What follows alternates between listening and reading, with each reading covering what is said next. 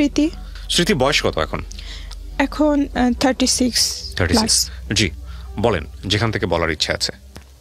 শুরুতে আমি বলতে চাই যে আমার ফ্যামিলি সম্পর্কে, আমার ফ্যামিলি খুবই দরিদ্র একটা ফ্যামিলি ছিল, যে ফ্যামিলিতে জাস্ট 3 বেলা না 2 বেলা ভাত খাওয়া হতো, কখনোই না খেয়ে থাকা হয় নাই, ভাত খাওয়া হতো। সেটা লবণ দিয়েও হতে পারে, মরিচ ভর্তা দিয়েও হতে পারে, বা আলু ভর্তা দিয়েও হতে পারে। মানে খুবই দরিদ্র একটা পরিবারে আপনার জন্ম। ভাত খাইতাম, বাট তরকারির কোনো অপশন ছিল না।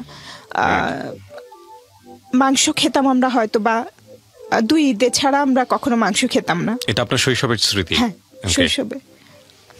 এবং আমাদের বাসায় জাস্ট আমাদের 2টো চৌকি ছিল আর একটা টেবিল ছিল, কোনো চেয়ার ছিল না, কোনো তোষক ছিল না, বেডশিট ছিল না, জাস্ট রান্না করার জন্য কয়েকটা হাঁড়ি পাতিল ছিল। এবং আমাদের কোনো বাড়িঘর ছিল না, আমরা মানে মানুষের বাসায় ভাড়া হিসেবে থাকতাম। আমরা 4 ভাই বোন ছিলাম। আমরা 2 বোন যখন থাকি তখনকার সময়টা আমাদের খুবই ভালো কেটেছে, যখন আমরা 2 বোন থাকি। মানে আপনি সবার বড়? হ্যাঁ, আমি সবার বড়, এবং আমার 2 বছর 2.5 বছরের মতো ছোট আমার ইমিডিয়েট বোন। তো আমার ওই বোন হবার 5 বছর পর আমার 3 নাম্বার বোনটা হয়, এবং তখন আমার বয়স প্রায় 7 বছরের মতো। আমার বোনের সাথে আমার ডিফারেন্স 7 বছরের, 3 নাম্বার বোনের সাথে। তো সে হবার আগে পর্যন্ত আমাদের লাইফটা, যেহেতু আমরা ছোট ছিলাম, আমাদের লাইফটা খুবই ভালো ছিল। মানে খাবারের কষ্টটাও বুঝতাম না, এতটা ভালো ছিল যে আমরা বুঝতামই না, জাস্ট ভাত খাচ্ছি, এটাই আমাদের জন্য অনেক কিছু, এরকম ছিল। এবং আমি ছিলাম খুবই শান্তশিষ্ট, মানে খুবই শান্তশিষ্ট, আসলে বলার বাহিরে, যে 10টা কথা বললে হয়তো বা একটা কথারও উত্তর দিত না, এরকম ছিলাম আমি। ঠিক আমার উল্টা ছিল আমার বোন।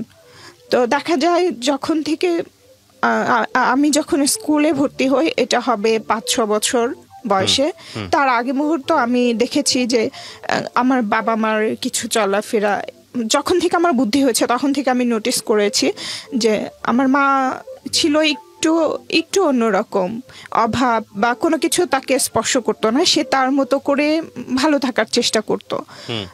যেমন তার পোশাক আশাক, উনি যেই বাসায় তরকারি থাকে না, সেই বাসার মা বা যে কর্ত্রী, সে হচ্ছে স্লিভলেস ব্লাউজ পরতেন, হাত ভরা চুড়ি পরতেন, টিপ পরতেন, এভাবে চলেছেন উনি। তো এগুলো আমার ভালো লাগতো না, কেন জানি ভালো লাগতো না, জানি না, কিন্তু আমার ভালো লাগতো না। আমি বুঝতাম না এটার মানে খারাপ বা এটা অনেকের চোখে বাজে লাগে, এগুলো আমি কিছুই বুঝতাম না। জাস্ট আমি এতটুকু বুঝতাম যে আমার ভালো লাগতো না। এবং আমার বাবা মার সাথে, বাবা মার ভেতরে মিল ছিল না কোনো দিক দিয়েই, তাদের ইচ্ছা অনিচ্ছা কোনো কিছুতেই মিল ছিল না। আমার বাবা যেরকম, তার উল্টো আমার মা। বাট একটা পর্যায়ে গিয়ে যখন আমার 6 বছর বয়স, আমাকে স্কুলে ভর্তি করাইছে মাত্র, তারপরে একটা ঘটনা, আমার মা বিভিন্ন সময় বিভিন্ন লোকদের সাথে সম্পর্ক করে। সম্পর্ক বলতে আমি বুঝাইছি যে পাতানো সম্পর্ক, যেটাকে বলে অনেকে, যে বাবা ভাই, এই ধরনের সম্পর্ক। তো এরকম সম্পর্ক করতে থাকে। একদিন আমাদের বাসায় তার ভাই বলে একজনকে আনেন, ওনাকে আমরা মামা বলেই ডাকি। তখন জাস্ট আমি একটু বুঝি। তো আমার মা আমাকে ওনার কোলে বসায় দেয়, ওই মামার কোলে, যেটা আমার এমনিতে খুবই শান্ত ছিলাম, আমার কোনো লোকজন ভালো লাগতো না, কোনো কিছুই আমার ভালো লাগতো না, জাস্ট আমি আমার মতো থাকতে পছন্দ করতাম। এবং তখন থেকেই আমার পড়াশোনার প্রতি একটা ইয়ে ছিল, আমার পড়তে ভালো লাগতো। যেহেতু মানে আমাদের বাসায় টিভি ছিল না, ফ্যান ছিল না, ফ্রিজ ছিল না, কিচ্ছু ছিল না, এবং আমি বাইরের বাচ্চাদের সাথে খেলতামও না। আমার বিনোদন বলতে ছিল বইয়ের পাতা, বইয়ের ভিতরে যে লেখা পড়তাম, ছবি দেখতাম, এগুলোই আমার সারাদিনের বিনোদন, আমার আর কিছুই ভালো লাগতো না। তো আমার মা ওই মামার কাছে আমাকে বসায়। আমার মা দেখছিল যে ওই মামাটা আমার স্পর্শ করছিল, এবং যেটা আমার খুবই বাজে লাগছিল এবং খুবই খারাপ লাগছিল, ভয়ও পাচ্ছিলাম। এবং আমার মনে আছে আমার চোখ দিয়ে পানিও বের হচ্ছিল, বাট আমি আমার মাকে বলতে পারছি না। এবং আমি যখন একটু জোরাজোরি করছিলাম, আমার মা আমাকে ধমক দিয়ে আবার ওনার কাছেই বসায় দিচ্ছিল। এটাই আমার লাইফের ফার্স্ট একটা অভিজ্ঞতা ছিল। আমি অত বেশি না বুঝলেও এতটুকু বুঝতাম। কোন ক্লাসে পড়েন আপনি তখন? তখন আমি মাত্র ভর্তি হয়েছি। মানে Class আপনার মা 1 চাচ্ছিল আপনি এই ধরনের অ্যাবিউজ হন, বা দেখেও না দেখার ভান করছিল? হ্যাঁ, দেখে না দেখার ভান হোয়াট করছিল। ইন্টারেস্ট, কি ধরনের ইন্টারেস্ট কি থাকতে পারে? আপনি তো এখন ম্যাচিউর। তখন আমি যেটা বুঝতে পেরেছি, সে যাকে ভাই বলছে সে হ্যাপি থাকলে হয়তো বা সে আমার মাও কোনোভাবে হ্যাপি হবে। ইন হোয়াট সেন্স, হাউ, কিভাবে সম্ভব? লজিকটা থাকতে হবে। হয়তোবা চাচ্ছিল যে উনি আমার মাকে কিছু টাকা পয়সা দিবে, বা একটা ভালো শাড়ি কিনে দিবে, বা একটা গহনা কিনে দিবে, এরকম কিছু। এত এইভাবে হয়? এরকমই। মানে চাওয়া পাওয়া অনেক বেশি ছিল না যে লক্ষ লক্ষ টাকা হবে, বাড়ি হবে, গাড়ি হবে, এরকম না। জাস্ট এই চাওয়া পাওয়াগুলো ছিল। আর আমার মার একটা নেশা ছিল, উনি হলে গিয়ে সিনেমা দেখা অনেক পছন্দ করতো। তো আমার বাবা যে চাল কিনে রাখতো সারা মাসের, উনি চালটা আগেই কিনে রাখতো, কারণ টাকা শেষ হয়ে গেলে চাল কিনতে পারবে না। তরকারি চিন্তা করতো না, জাস্ট ভাতের ব্যবস্থাটা করে রাখ। এবং আমি দেখেছি আমার মাকে, ওই চাল আমার মা বিক্রি করে দিত, 2 কেজি 1 কেজি এভাবে বিক্রি করে দিয়ে সেই টাকা দিয়ে আমার মা গিয়ে সিনেমা দেখতো। কখনো একাও যেত, অন্য কোনো লোকের সাথেও যেত, আমাদেরকে রেখেই। আমি কোনো চিন্তা করতাম না আমাকে নিয়ে, আমি জাস্ট সারাদিন বই নিয়ে বসে থাকতাম। বাট আমার যে ইমিডিয়েট ছোট বোনটা, ও খুব উচ্ছল, খুব চঞ্চল, খুব জেদি, এরকম একটা মেয়ে ছিল। ও কোনো কিছুরই কেয়ার করতো না, এগুলো বুঝতোও না, আর কেয়ারও করতো না। তো যখন এই ঘটনাটা ঘটে আমার সাথে, তখন থেকে আসলে আমার অন্যরকম একটা ফিলিংস কাজ করে সব সময়। মানে এটা খুবই একটা বাজে কাজ। আমার মাথা শুধু এটাই খেলে যে এটা তো স্বাভাবিক না। আমি বুঝতাম না এটার মানে কি, বাট আমার ভালো লাগতো না। এবং তারপর থেকে আমার কোনো পুরুষ মানুষ দেখলে আমার ওই কথাটা মনে হতো, এবং আমি অ্যাভয়েড করতাম। সেটা ছোট ছোট ছেলে মানুষ হোক, বড় হোক, বৃদ্ধ হোক, সবাইকে আমার একটু অন্যরকম লাগতো। আচ্ছা। তো এই কারণে আমি আরো বেশি হয়ে গেলাম। আমি বাইরে গিয়ে খেলতামও না। তো যখন থেকে আমি যখন স্কুলে ভর্তি হই, আমার আব্বা চায় যে তারপরে থেকে, তখন তো প্রাইমারি স্কুল ছিল, খরচটা নাই বললেই চলতো আর কি, ওরকম কোনো খরচ ছিল না। বাট তারপরেও আব্বা বলতো যে লেখাপড়া করাবে না, বা খরচ দিতে পারছে না, মানে খাতা কলম যে কেনার যে খরচটা। কি করতেন পেশায়? আমার বাবা সিকিউরিটি গার্ড ছিলেন, গভর্নমেন্ট। ওকে।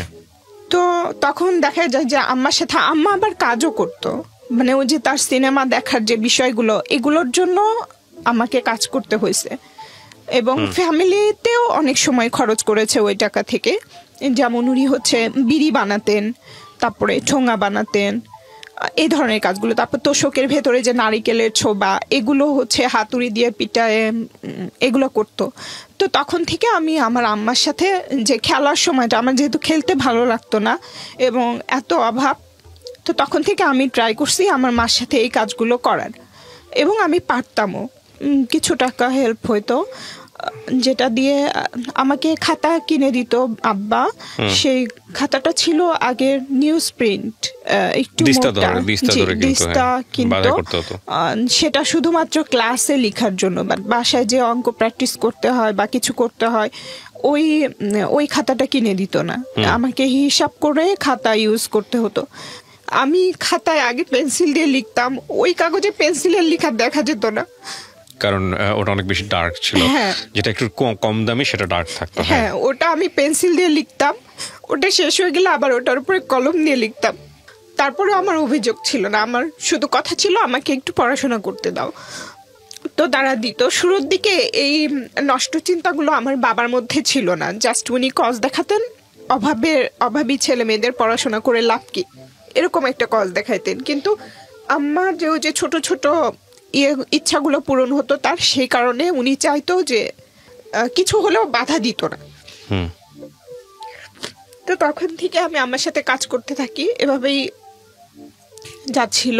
আমার ছোট বোন, আমি স্কুলে যেতাম, এর মাঝখানে আমার এই বোনটা হয়ে গেছে। এবং ওই একটা আঙ্কেল আছে, উনি প্রায় আমাদের বাসায় আসতেন এবং খুবই ভালো সম্পর্ক ছিল, মানে সত্যি সত্যি আমাদেরকে মেয়ের মতোই স্নেহ করতেন। আমার ভাই এবং ওনাকে সবাই দেখলে, চেহারাও এক ছিল, চেহারা অনেক মিল ছিল, তো সবাই ভাবতো ওনারা 2 ভাই। সেই হিসাবে সত্যিই ভাবতো সত্যি উনি আমার চাচা। তো আমাদের বাসায় রেগুলার আসা যাওয়া করতো, দেখতাম যে আম্মার সাথে অনেক উনি সবসময় হাসি খুশি থাকতো, মানে সবসময় আব্বা না থাকলেও বাসায় ওনারা। আর আমাদের একটা রুমেই ছিল, রুমের বাইরে বারান্দায় আমি সারাক্ষণ পড়াশোনা করতাম, ওনারা রুমের ভেতরে গল্প করতো। তো তখন তো আসলে বুঝতাম না, অনেক পরে বুঝেছি যে এসবের মানে আসলে কি। তো এরপরে আমার ছোট বোন হয়, ছোট বোন হবার পরে আমার ওই বোনটাকে উনি খুবই আদর করে, ওই আঙ্কেলটা। বুঝতাম না, মানে অনেক বেশি, যেটা কোনো চাচা কোনো তার ভাইয়ের মেয়েকে করে না বা এরকম কিছু। তো একদিন আমার মাকে আমি দেখছি ওনারা কথা বলতেছিল, আমার আম্মা বলতেছিল যে এটা তো আপনারই কোনো খোঁজ খবর রাখেন না, কোনো খরচ দেন না, এরকম করলে কেমন হয়, এই ধরনের কথা বলছিল। তখন উনি রাগ হয়ে গেছিল এবং বলছিল যে এই ধরনের কথা এগুলো যদি বলতে থাকে আমার মা, তাহলে আর আমাদের বাসায় আসবে না বা আমার মার সাথে কোনো রাখবে না, যোগাযোগ রাখবে না। তখন আমার মা আর কিছু বলে না, আবার তারা স্বাভাবিকই থাকে, আসা যাওয়া কথাবার্তা সব কিছুই হয়। তো তখন আমি বুঝতাম না এই কথাগুলোর মানে কি ছিল। পরে আমি যখন বড় হয়ে আস্তে আস্তে আমি বুঝতে শিখি। তো আমার বোন, ছোট বোন, আমি যখন ক্লাস 4-এ পড়ি, 4 থেকে 5-এ উঠেছি আর কি, আমাদের কোনো বাড়ি ছিল না ওই সময়। আমার বাবা তার অফিস থেকে এক্সট্রা কোনো একটা টাকা পেয়েছিল, তখন মাত্র 4,000 টাকা শতাংশের 2 শতক জায়গা আমার বাবা কিনেছিল। কিনে ওখানে আমরা বেড়া দিয়ে একটা ঘর করা ছিল, বেড়া দিয়ে ওই ঘরে আমরা থাকতাম, কারেন্ট ছিল না, তো ওখানেই থাকতাম। ওই চাচার বাসার পাশাপাশি আর কি, একই জায়গায় ছিল বাসাটা। তো তখন ওই বাসায় দেখা যায় এলাকার অনেক, তখন আমি স্কুলে যাওয়া আসা করতাম, এলাকার অনেক ছেলে পেলে আমাকে ডিস্টার্ব করতো। সেটা আমি আমার মাকে এসে বলতাম যে এই ছেলে এটা বলছে, ওই ছেলে এটা বলছে। তো তখন তো আমি ছোট ছিলাম, যে কথাগুলো বলতাম আম্মাও করতো যে কেন বলবে এভাবে বা এটা কেন করে। তখন আম্মা আবার যে ওই ছেলেপেলেদের গার্জিয়ানদের জিজ্ঞেস করতো যে আপনার ছেলে এটা করছে ওইটা করতে, নিষেধ করবে। তো এরকম করতে থাকে, এরকম করতে করতে দেখা যায় যে একটা সময় বেশ মোটামুটি একটা হয়ে যায় যে তারা আমাদের উপরে বিরক্ত, যে মেয়ে থাকলে এরকম বলবে, সেটা নিয়ে কমপ্লেন করতে আসবেন কেন, এরকম আর কি। তো ওইটা নিয়েও আমার মা বিরক্ত হয়, যে এদেরকে নিয়ে আমার কথা বলে যে তোদেরকে নিয়ে তো ভালো বিপদেই পড়তেছি দিনে দিনে। তো একটা সময় দেখা যায় আমার যে আমি আরেকটা কথা বলতে ভুলে গেছি, যে আমি আমার বাবার হচ্ছে সেকেন্ড ওয়াইফের মেয়ে, আমরা ছেলে মেয়ে। আমার বাবার ফার্স্ট ওয়াইফ ছিলেন, উনি মারা গেছেন 3টা ছেলে রেখে, ওনার কোনো মেয়ে নেই ওই সংসারে। তো ওই ভাইরা অনেক বড়, আমার মায়ের মতো বয়স বড় ভাইটার। তো যখন আসলে ওই ছোট ভাইয়ের, আমার যে ওই সংসারে আমার বড় মায়ের যে ছোট ছেলে, উনি হচ্ছে আমাদের এলাকাতেই বিয়ে করেছে, ওখানে শ্বশুর বাড়িতেই থাকে উনি। তো উনার হচ্ছে খালা তো শালা, মানে খালা শাশুড়ির ছেলে আর কি। উনি আমাকে আমার বাসায় বিয়ের প্রস্তাব পাঠায়, আমাদের বাসায় আমার আব্বা আমার কাছে বিয়ে করবে আমাকে। তখন আমার আব্বা বলে এত ছোট মেয়ে, মাত্র ক্লাস 5-এ উঠলো, ওকে কি বিয়ে দিব না। আর আমি তো একদমই না, আমি তো পছন্দই করি না কোনো ছেলেপেলেকে, এটাও তো আব্বা বুঝে। তো আম্মাও খুব একটা রাজি না, বিয়ে দিবে না। বাট ওই ছেলেটা অনেক বেশি ডিস্টার্ব করতে থাকে, আমাদের বাসার দরজায় মদ খেয়ে এসে পড়ে থাকে। আপনি তখন কিসে পড়ছেন? আমি তখন ক্লাস 5-এ উঠেছি। আপনাকে বিয়ে করার জন্য? হ্যাঁ, না আমার কোনো ভাই ছিল না। যে আমার যে বড় মার যে 3 ভাই ছিল, সেই 2 ভাই থাকতো তাদের গ্রামে, মানে বাগেরহাট, খুলনা বাগেরহাটে। আর একটা ভাই আমরা যেখানে থাকি ওখানেই বিয়ে করেছিল। বাট ওই 3 ভাইয়ের সাথে আমার বাবার সম্পর্ক ভালো না, যে কারণে আমাদেরকে মানে ওভাবে কখনোই টেক কেয়ার করেনি বড় ভাইয়ের মতো করে, বরঞ্চ অনেক সময় অনেক ধরনের ক্ষতি করার চেষ্টা করেছে বা অনেক অপমান অপদস্থ করেছে আমার বাবাকে, আমার মাকে। তো এটা যখন রাজি হয় না, ওই ছেলেটা এরকম করতে থাকে। একটা পর্যায়ে গিয়ে মা, এলাকাতেও একটু কথাবার্তা হয় যে বিয়ে দিয়ে দিলেই হয়, সংসার চালাইতে পারে না, ছেলে মেয়ে মানুষ করতে পারে না, তাহলে বিয়ে দিলে হয়, এরকম বলা বলি করতে থাকে। তো আব্বা আম্মা খুব বিরক্ত হয় এবং তখনই আব্বা আম্মার মাথায় ওইটা ঢুকে যায় যে আমাকে বিয়ে দিতে হবে, বিয়ে দিলে মানে তারা মুক্তি, আমাদেরকে যে আমাদের পিছনে যে খরচ এটাও হবে না, আর সব রকম ইয়ে থেকে হবে। কিন্তু বিয়েটা কাদেরকে দিবে, মানে যেসব এরকম অফার পেলে দিবে। তখনও পর্যন্ত আমাকে বিয়ের জন্য জোরাজোরি করে নাই। যখন আমি ক্লাস 5-এ পড়ি, ওই পড়া অবস্থাতে আমার বাবার বড় ভাইয়ের ছেলে, উনি হচ্ছে নিউ মার্কেটে বিজনেস আছে ওনার, রেস্টুরেন্ট বিজনেস। তো উনি আমাদের বাসায় যায়। এর মধ্যে বলে থাকি যে আমাদের কোনো আত্মীয় স্বজনদের সাথে আমাদের কোনো যোগাযোগ ছিল না। দাদা বাড়ির আত্মীয় স্বজনের সাথেও না, নানা বাড়ির আত্মীয় স্বজনের সাথেও ওভাবে ছিল না। নানা বাড়ির সাথে একটু ছিল, যেমন আমার একটাই মামা, নানার সাথে আমার আম্মার সম্পর্ক ভালো ছিল না, যে কারণে আমার নানা কখনোই আমাদের খোঁজ নেয় নাই। আমরা ছোটবেলায় দেখেছি কিনা ওইটাও মনে নাই। কিন্তু ওই মামা যখন আসতো আমার মা খুবই বিরক্ত হতো, আমাদেরকে বলতো, আমাদের কিন্তু কিছুই ছিল না, তারপরেও দেখা গেছে হাঁড়ি পাতিল এখানে চিপায় লুকায় রাখতো, কোনো কাপড় চোপড় থাকলে সেটা লুকায় রাখতো, আর আমাদেরকে বলতো যে আসতেছে শুধু খাওয়ার জন্য আর নেবার জন্য। মানে এরকম একটা ধারণা, তার বাবা বাড়ি সম্পর্কে আমাদেরকে এরকম একটা ধারণা দিত যে তারা তো কোনো কাজে আসবেই না, বরঞ্চ উল্টা আরো নিতে আসতেছে, এরকম একটা ভাব করতো। তো ওনারাও আসতো না, আমরাও খুব একটা যেতাম না, অনেকদিন পর পরে যেতাম।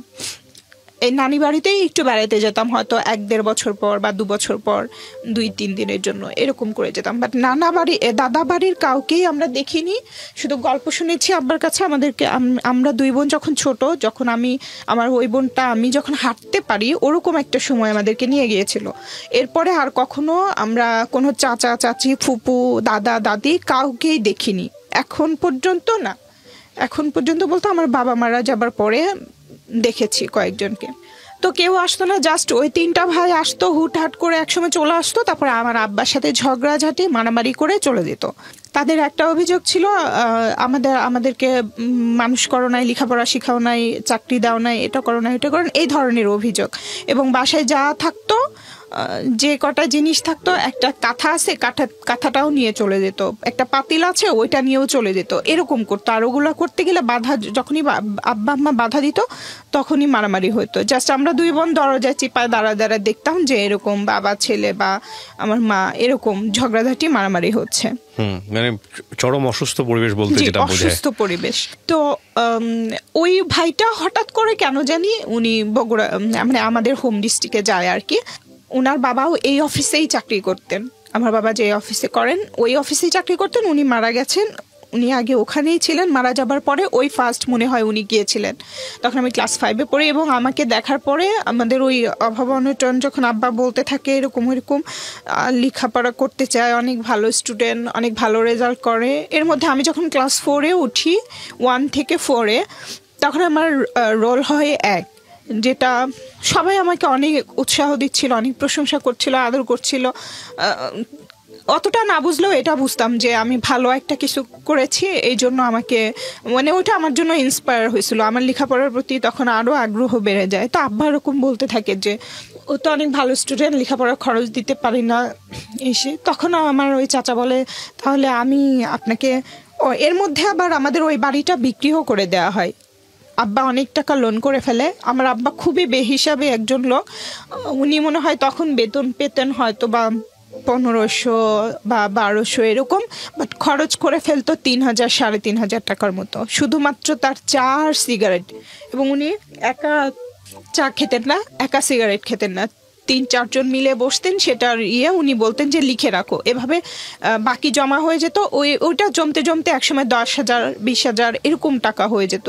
তো ওই টাকাগুলো আব্বার তো কোনো এক্সট্রা ইনকাম ছিল না, দিতে পারতো না। তখন দেখা যায় যে যেই অ্যামাউন্ট বেশি যার, সে হয়তো আব্বার কাছে আসতো যে ঠিক আছে আপনার মেয়েকে বিয়ে, আমার ছেলে বা আমার ভাই মানে বিয়ের প্রস্তাব নিয়ে আসতো, বিয়ে দিলে এই টাকাগুলো শোধ করে দিবে। তখন আব্বার ভিতরে একটা কাজ করতে থাকে, এবং আম্মার ভেতরে পুরাপুরি একটা লোভ কাজ করতে থাকে। তো আমার চাচাতো ভাই যিনি ছিলেন, উনি আব্বাকে অফার দেয় যে আপনার বাড়িটা তো ছিল জাস্ট 1 বছরের মতো ছিল বাড়িটা, এরপরে বিক্রি করে দেওয়া হয়।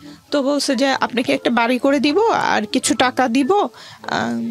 আমার কথা বলে যে ওর সাথে আমি ওকে বিয়ে করতে চাই, এটা বলছে। এটা বলার পরে আব্বা আমাকে অনেক প্রেশার ক্রিয়েট, প্রথমে বুঝায়, যখন আমি বুঝি না তখন আমাকে প্রেশার ক্রিয়েট করে, এবং আম্মা তো পুরাপুরি মেন্টালি টর্চার করতে থাকে। তখন আমার বৃত্তি পরীক্ষা ছিল, মানে বৃত্তি পরীক্ষা আমার দেওয়ার ইচ্ছা ছিল। স্কুল থেকে সবাই চায় যে আমি পরীক্ষাটা দিই, বাট বৃত্তি আমাকে তো টিউশনিও করানোর মতো ছিল না, আব্বার প্রাইভেট টিচার ছিল না। আমরা বাসায় সারা দিন রাত পড়ে যতটুকু করার ততটুকু রেজাল্ট করতাম। তো একটা যে বৃত্তির একটা বই ছিল মোটা, সব সাবজেক্ট মিলায়ে, ওই বইটা কিনতে তখন বেশ ভালো টাকায় লাগতো, মনে হয় 100-150-200 এরকম টাকা লাগতো। তো ওই বইটা আব্বা আমাকে কিনে দিতে পারে নাই, এবং আব্বা বলছে যে পরীক্ষা দিতে হবে না। তো তারপরে আমি ওই বইটা কেনার অভাবে আমি আসলে আর পরীক্ষা দিতে পারি না, এবং পরীক্ষার একটা মনে হয় খরচও ছিল, ওটা আব্বা দিতে পারে নাই। তারপরে ওই স্কুল চেয়েছিল কনসিডার করতে, কিন্তু পরে আর আসলে পরীক্ষাটা দেওয়া হয় নাই। তো তখন আমি ভাবি যে আমাকে কিছু করতে হবে, কিন্তু কি করব সেটা বুঝতেছিলাম না। আমি কিন্তু আম্মার সাথে সব কাজই করেছি, যেমন আমাদের ওদিকে ব্যাটারি ভাঙা বলতো, ব্যাটারি ভেঙে ভেতর থেকে একটা পার্টস আলাদা করা, এটার জন্য কিছু টাকা দিত, ওইটা আমি করতাম। তারপর ঠোঙা বানাতাম, এইসব করতাম আমি। আপনি ওই লেভেল থেকে আজকের এই যে জায়গাটায় বসে আছেন, দ্যাট ইজ কোয়াইট, মানে আমার জন্য খুব অবাক হচ্ছে আমি। মানে আপনি পড়াশোনা কমপ্লিট করেছেন কতদূর পর্যন্ত? আমি যখন অ্যাডমিশন টেস্ট দিতে আসি ঢাকায়, ওটা আসার পেছনেও একটা কারণ ছিল, ইচ্ছাটা আগে ছিল এবং আমি অনেকটা বাধ্য হয়েও এসেছি। তো অ্যাডমিশন টেস্ট যখন দিয়েছিলাম ঢাকা ইউনিভার্সিটি এবং জাহাঙ্গীরনগরে, রাজশাহীতে যাবার আমার কোনো অপশন ছিল না।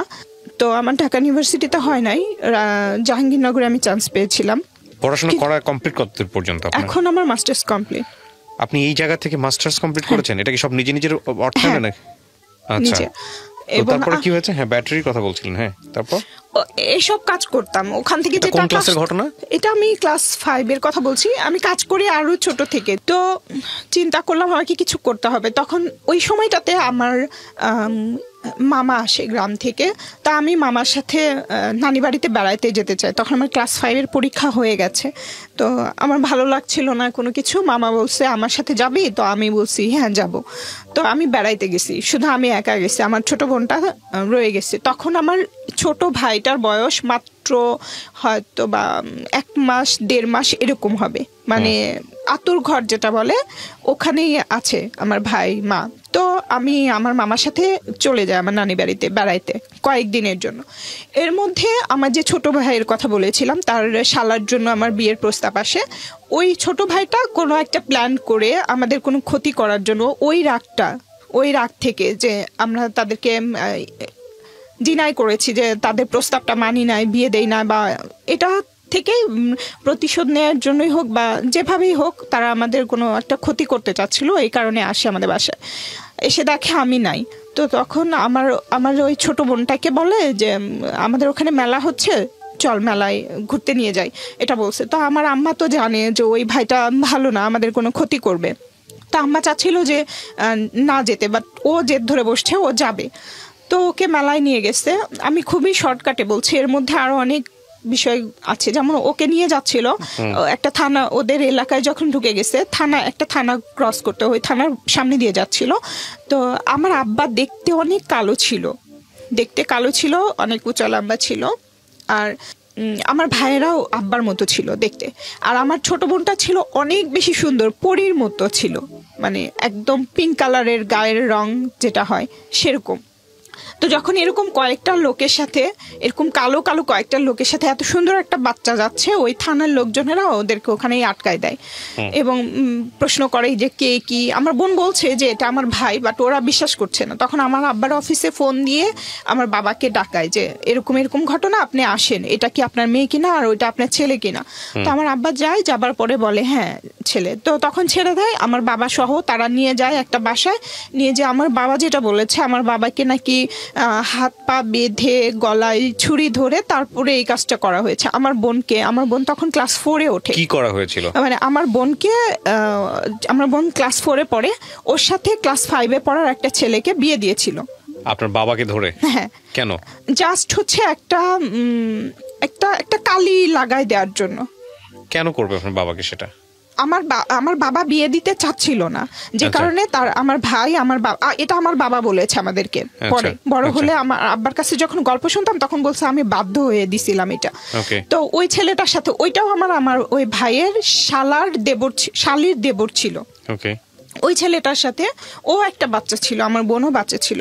বিয়ে দিয়া ওখানে একটা রাত মানে রেখে দিছে, আমার বোনকে আসতে দেয় নাই, আমার বাবাকে পাঠিয়ে দিছে। তখন আমার আব্বা যখন খালি বাসায় আসছে তখন আম্মা বুঝতে পারছে যে কিছু একটা হয়েছে। তো তখন আব্বাকে বলছে কি হয়েছে, বলে এই ঘটনা। তখন বলছে যে না, এত ছোট মেয়েকে ওখানে কিভাবে রেখে আসছো, এই করছো। পরে সকালবেলা উঠে ওই যে আঙ্কেলের কথা বলছিলাম, যে আমার মা আঙ্কেলের সাথে একটা ভালো রিলেশন ছিল, ওই আন্টিকে নিয়ে আমার আম্মা যায় ওদের বাসায়, যে আমার ওই বোনকে নিয়ে আসে, এবং তখনই তারা ডিভোর্স দিয়ে দেয়। জাস্ট ওটা কেন করছিল জানি না, তখন বুঝি নাই। এখন মনে হয় যে জাস্ট আমার ফ্যামিলিটা অনেক দরিদ্র ছিল, কিন্তু আমার কারণে এবং আমাদের দুই বোনের কারণে সারা গ্রামে আমাদের অন্যরকম একটা প্রশংসা ছিল। সবাই প্রশংসা করত, আমার আব্বা আম্মাকে সম্মান করতো যে এই ঘরে এরকম দুইটা বাচ্চা আছে যাদের আচার ব্যবহার কথাবার্তা সবকিছুই সবার পছন্দ। তো হয়তো বা এইসব কারণেও হতে পারে, যে জেলাস থেকে বা যে কোনো কারণেই হতে পারে এই কাজটা করছিল তারা, এবং তখনই ডিভোর্স হয়ে যায়। তো আমার বন্ধু তখন কিছু বুঝতো না, বিয়ে কি ডিভোর্স কি এসব কিছুই বুঝতো না। জাস্ট এক সপ্তাহ পরে যখন আমি নানি বাড়িতে আসি, তখন আমাকে যখন বাসায় ঢোকার আগে কয়েকজন বলে তোমার বোনের তো এরকম বিয়ে হয়েছিল। তা আমিও তো তখন অত ভালো বুঝি না, জাস্ট বিয়ে শব্দটা পরিচিত, বাট বিয়ে মানে কি, ডিভোর্স কি, এগুলো তো অত ভালো বুঝতাম না। তো আমি আম্মাকে এসে বলি যে কি হয়েছে, বলে কি এরকম এরকম ঘটনা। তো যাই হোক, তখন পরে আমরা যখন স্কুলে যাইতাম ওকে সবাই বিভিন্নভাবে খ্যাপাইতো যে তোর তো বিয়ে হয়েছিল এটা ওটা। ওর আবার এটা খুব রাগ ছিল, জেদি ছিল, ভালো লাগতো না। তো তখন থেকে ওর স্কুলের প্রতি একটা অনীহা চলে আসে, মানে ও স্কুলে যাবে না, এসব কথা তার ভালো লাগে না। তো এরকম করতে থাকে, বাট আমি তো ছাড়বো না। তো স্কুলে যাইতে থাকলাম আমি, সবকিছু এভাবে চলতেছিল। যাই হোক, স্কুলে গেলাম। একটা সময় দেখা গেছে আমার জন্য আরো হেল্প হলো, আমরা যখন আব্বা নেক্সটে একটা পাকা ঘর ভাড়া নিল, মানে যেটার মেঝে পাকা। তো তখন আমার জন্য আরো সুবিধা হলো, আব্বা আমাকে চক কিনে দিত, আমি পাকার মধ্যে অঙ্ক করতাম, মানে অঙ্কটা বিশেষ করে কাপড় দিয়ে মুছে আবার করতাম। এটা আমার জন্য অনেক বড় একটা সুযোগ ছিল ওই পাকা বাসাটা ভাড়া নেবার কারণে। এভাবেই পড়াশোনা হচ্ছিল, মানে রেজাল্টও খুব ভালো হচ্ছিল। যখন আমি এর মধ্যে ওই আমার চাচাতো ভাইয়ের ওইটার জন্য আমাকে সবসময় প্রেশার ক্রিয়েট করা হচ্ছে। তো যাই হোক, আমি তখন পরিচিত একটা মামা ছিল, ওই মামারাও চাইতো যে আমাকে ভালো একটা কোনো জায়গায় বিয়ে দিবে, যেটার বিনিময়ে তারা সবাই বেনিফিটেড হবে। মানে দেখা গেছে বড় একটা টাকা দিবে, সেখান থেকে ওই মামা, মানে ওই যে পাতানো মামা, এটা হচ্ছে আর একটা পাতানো মামা, ওনারা বিহারি ছিল। আমার আব্বাও পছন্দ করতো ওনাকে, আম্মাও পছন্দ করতো। উনি একটা মেজরের সাথে সম্পর্ক নিয়ে আসছিল, যে এই মেজরটা একটা বউ আছে, বাট এখানে একটা বিয়ে করবে, বিনিময়ে আপনাদেরকে অনেক কিছু দিবে। হ্যাঁ, এটা বলে। তখন আব্বা আম্মা রাজি হয়ে যায়। তো আমাকে বলতে থাকে যে এরকম একটা লোক। আমি বলছি মেজর হোক বা যেই হোক, আমি বিয়ে করব না, যেই হোক না কেন বিয়ে করব না, সেটা যেই হোক। তো তখন ওনারা আমাকে একটা সেলাই মেশিন কিনে দেয় ওই মামা। তখন আমি সেলাই মেশিনটা নেই, মানে বিয়ের জন্য না, বলছে ঠিক আছে। ওনারা আমাকে আস্তে আস্তে কনভিন্স করতে চাচ্ছিল, মানে লোভ দেখায় হোক বা যে কারণে হোক। তো ওনার মামা আমাকে বলে যে একটা সেলাই, এটা আমি পরে বুঝতে পেরেছি যে এগুলো একটা ছিল। তো উনি আমাকে একটা সেলাই মেশিন কিনে দিচ্ছে। আমি তখন ক্লাস 8-এ পড়ি, না 7-এ পড়ি। তখন আমাকে সেলাই মেশিন দিয়েছে, এবং আমি একটা আপুর কাছ থেকে কাজও শিখি, সেলাইয়ের কাজ। তারপর থেকে আমি সেলাই কাজ করতে থাকি। আর আসলে যেমন অর্ডারে যে মশারি, এইসব নেট ব্যাগ, এগুলো সেলাই করতে থাকি। তারপরে আশেপাশের মহিলাদের ব্লাউজ, পেটিকোট, এইসব এভাবে করেই চলতেছিল। আর এর মাঝখানে আব্বা হচ্ছে করতো, আব্বার অফিস থেকে যেই লোকেরা ফিল্ডে যেত, আমাদের ওখানকার অফিসে ফিল্ডে যেত, তারা সবাই জানতো, ঢাকা অফিসে সবাই জানতো যে সুলাইমানের 2টা মেয়ে আছে, মানে সবাই প্রশংসার ইয়েতেই দেখতো। তো যখনই যেত খবর দিত যে তোমার, মানে আমার বাবাকে বলতো যে তোমার মেয়ে দুটোকে নিয়ে আসবা। দেখা করতে যেতাম, ভালো কোনো কাপড় ছিল না আমাদের। ভালো কাপড় বলতে স্কুল ড্রেস। স্কুল ড্রেসটা হচ্ছে আমার সবচেয়ে ভালো ড্রেস ছিল, ওটা পরে যেতাম। তখন আব্বা তাদের কাছ থেকে সিম্প্যাথি নেবার চেষ্টা করতো, বলতো যে তোমার মেয়েরা তো লেখাপড়ায় অনেক ভালো শুনেছি, তো কি অবস্থা? বলে কি না স্যার পড়াইতে পারি না, পড়াশোনা বন্ধ করে দিব, এটা সেটা অনেক ধরনের কথা বলতো। তখন ওনারা আব্বাকে কিছু টাকা দিয়ে যেত। এটা খুব আপনি বুঝতেন যে বাবা ইচ্ছা করে এটা করতেছে, বা নিরুপায় হয়ে করতেছে। ইচ্ছা করেই করতেছে। তো ওই টাকাগুলো আব্বা নিত, বাট ওই টাকাগুলো আমার পিছনে খরচ করতো না। দেখা গেছে 500 টাকা 1000 টাকা আমার বই কেনার জন্য দিত বা একটা ড্রেস কেনার জন্য দিত, কিন্তু আব্বা আমাকে দিত না। মানে এভাবে মানুষের কাছ থেকে আমাকে দেখায় টাকা নিয়ে এনে উনি খরচ করতো, যেটা আমার ভালো লাগতো না। আর আমি তো কাজ করে দিতামই, আমার যতটুকু আমি কাজ করতাম জাস্ট আমার খাতা কলম ছাড়া। আমার স্কুলে কোনো বেতন ছিল না এবং কোনো দিনই আমি প্রাইভেট কি জানি সেটা বুঝতাম না। তো যখন আমি ক্লাস 7-এ পড়ি, একদিন আফসোস করতেছিলাম যে প্রাইভেট কি, মানুষ কিভাবে প্রাইভেট পড়ে, কিভাবে পড়ায়। তো আমার ছোট বোন বলছে তুই প্রাইভেট পড়তে চাস, তুই শুধু একবার বল। আমি বলছি হ্যাঁ চাই। তখন ওর অনেক জেদ ছিল, ও যেটা জেদ করবে সেটা আমার বাবা মাকে দিতেই হবে। 1 দিন 2 দিন 10 দিন বিছানায় না খেয়ে বিছানার সাথে লেগে যাবে, উঠতে পারবে না, ও সেটাই করতো, না খেয়ে থাকতো যতক্ষণ তার ইচ্ছা পূরণ করবে না ততক্ষণ। তো একটা সময় যে আব্বা আম্মা বাধ্য হইতো তার ইচ্ছা পূরণ করতে, তো বলতো যে এরকম আমাদের 2 জনকে প্রাইভেট পড়তে দিতে হবে। তো আম্মা পাশের এলাকার একজন মহিলা টিচার ঠিক করছে। তো আমরা যাচ্ছি, খুব এক্সাইটেড, প্রাইভেট পড়বো। কিভাবে পড়ায় জানি না, তো প্রাইভেট পড়ে কি, আমি তখন ক্লাস 7-এ পড়ি। তো উনি যাবার পরে একটা মাদুর, যেটা বলে মাদুর বিছায় দিছে, আর উনি পিঁড়িতে বসে আছে, টিচার যিনি। তো আমাদেরকে অঙ্ক করাচ্ছে। দেখলাম যে আমি বলছি ম্যাডাম এটা বুঝি না, তো উনি অঙ্কের গাইড উল্টায় দেখতেছিল যে এটা এভাবে করতে হয়। তখন আমি মনে মনে বলি এটাকে প্রাইভেট বলে, তাহলে তো আমি তো নিজে পারবো, একটা নোট কিনে নিব অঙ্কের, তাহলে আমিই পারবো। পরে ওর পরের দিন আর যাই নাই, আমার লাইফের এটাই প্রাইভেট পড়া। তো যাই হোক, এভাবে চলছিল। যখন আমি ক্লাস 8 থেকে 9-এ উঠি, আমার আব্বা আম্মা আমার পড়াশোনা বন্ধ করে দিবে, এই চাচাতো ভাইকে বিয়ে না করলে পড়াশোনা বন্ধ করে দিবে, বা আরও অনেকগুলো অফার ছিল তাদের হাতে। ওই মেজর ছিল, তারপরে আরও কয়েকজন ছিল যারা তাদের বাড়ি করে দিবে, জায়গা ঋণ শোধ করে দিবে, অনেক টাকা পয়সা দিবে, এরকম অনেক অফার ছিল। যেটার কারণে আমার আব্বা আমাকে প্রেশার দিতে থাকে যে তুই যদি পড়াশোনা বন্ধ না করিস বা বিয়ে না করিস তাহলে হচ্ছে করব, তোকে বাসা থেকে বের করে দিব, এরকম বলে। তো আমি তখন পৃথিবীর কিছুই বুঝি না, আমি জাস্ট ঘরের ভেতরের জানা দেখা আর ক্লাসের ভিতরে দেখা। আর যাবার পথে যে ক্লাসে পড়তেন আপনি ওই সময়? তখন আমি ক্লাস 7 থেকে 8-এ উঠবো। ওকে। তখন তো আমি ওই শুধু অতটুকু রাস্তা চিনতাম, আর কিছু বুঝতাম না। তো আমাকে যদি বের করে দেয় আমি কোথায় যাব? তখন আমার মামা আবার আসে, ওই আমার যে আপন মামা উনি আসলে আমি মামাকে বলি যে মামা আপনার সাথে নিয়ে যাবেন, আমি আপনাদের ওখানে স্কুলে পড়াশোনা করব, ওখান থেকে আমি এসএসসি পরীক্ষা দিব, এখানে আব্বা আমাকে পড়াবে না। তো এরকম করে আমি মামাকে রাজি করাই। উনিও অনেক ছিল, মানে আমাদের পিছনে যে 1 টাকা খরচ করবে ওই মন মানসিকতা ছিল না, কিন্তু আমি অনেক কান্না করতেছিলাম যে আমাকে এইটুক সুযোগ দেন। আর ওনার কোনো ছেলে মেয়েও ছিল না, তারপরেও উনি হেল্প করতে চাচ্ছিল না। কিন্তু আমি একটা সময় অনেক কান্নাকাটি করে অনেক বুঝাই যে আমি ওখানে আপনাদেরকে কিছুই ডিস্টার্ব করব না, খাওয়া দাওয়া নিয়ে আমার কোনো কমপ্লেন থাকবে না, কিছু থাকবে না, জাস্ট আমাকে একটু স্কুলে যাওয়া আসা করতে দিবেন, এসএসসি পরীক্ষা দিতে দিবেন। তা আমি তখন 7-এ পড়ি, এসএসসি কিভাবে দিব? তখন আমি চিন্তা করলাম যে আমাকে কিছু করতে হবে, মানে ড্রপ করতে হবে, আমার স্কিপ করতে হবে, আমার ক্লাস 8-এ পড়া যাবে না, আমাকে তখনই 9-এ পড়তে হবে, তাহলে আমি 1 বছর আগায় যাব। তখন আমি এখান থেকে যখন ক্লাস 7-এ পরীক্ষা দিই, তখন আমি নানি বাড়িতে চলে যাই, যে আমি 8-এর ক্লাসটা না করে আমি ওখানে গিয়ে ক্লাস 9-এ ভর্তি হই। তো মাঝখানে আমি আবার এখানেও এসে থাকি 3-4 মাস করে, আবার ওখানে যাই। এখানে যখন আসি আমি ক্লাস 8-এর ক্লাস করি, যে স্কুলে পড়তাম 7 থেকে 8-এর ক্লাস করতাম, আর নানি বাড়িতে গিয়ে 9-এর ক্লাস করতাম, একসাথে 8-9।